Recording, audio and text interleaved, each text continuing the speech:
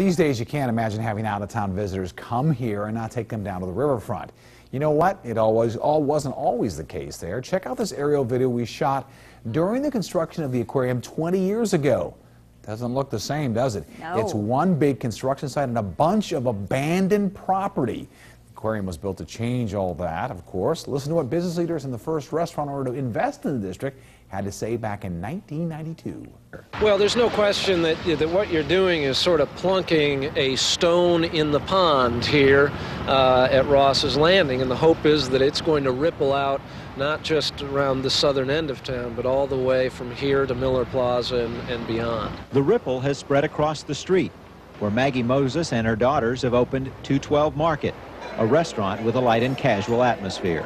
We're really hoping that the whole place will open up very shortly. We'd like to see other shops and restaurants and things, so there'll be a lot of people down this way. No question about it that this city is going to see something, I think, next summer unlike anything that it's ever seen before in terms of how one facility can really change the spirit and energy level of a town.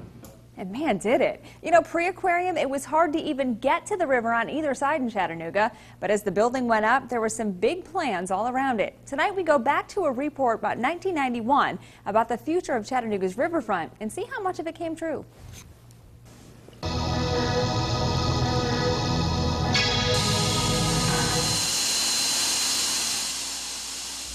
These are the sounds of Chattanooga's efforts to bring life back to the riverfront. It all started here with the Tennessee River Park.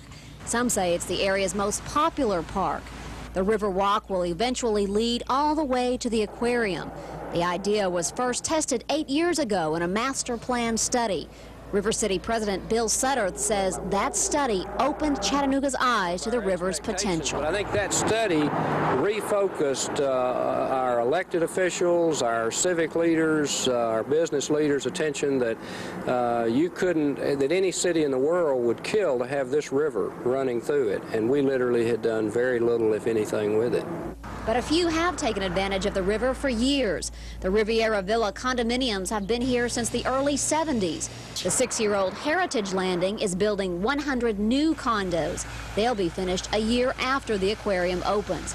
And this lot at the foot of the Market Street Bridge will soon house a $2.5 million condominium complex. Average rent, $550 a month. Just 2 months after the aquarium opens, the $4.5 million Walnut Street Bridge renovation will be finished. You'll be able to walk the bridge in a park-like atmosphere. Dynamic plans for the aquarium and the waterfront really beginning to materialize and crystallize in the late 80s. The effort, the timing to really make a determination on the bridge as to whether or not it could be preserved was just, perfect. And to handle the extra crowds, a new 500-car parking garage will be built on this lot across the street from the aquarium.